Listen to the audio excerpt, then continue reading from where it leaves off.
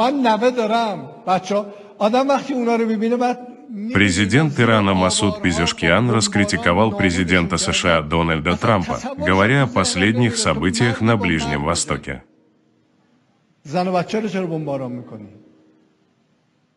Пезешкиан обратился к Трампу с пословицей на азербайджанском языке.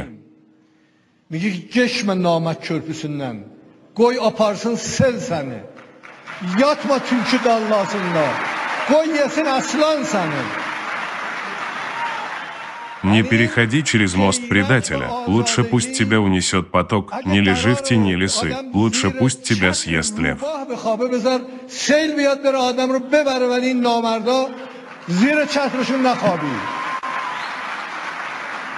این چیزیه که باید من به عنوان یک انسان و یک ایرانی و یک آذربایجانی ایرانی چه میدونم برای ایران براش زندگی باید بکنیم.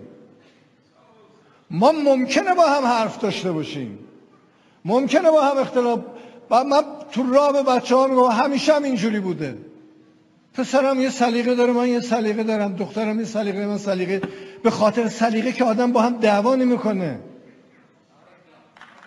به خاطر سلیقه که آدم با هم دعوا نمیکنه. Подпишитесь на наш канал Будра Ньюс и будьте в курсе всех событий.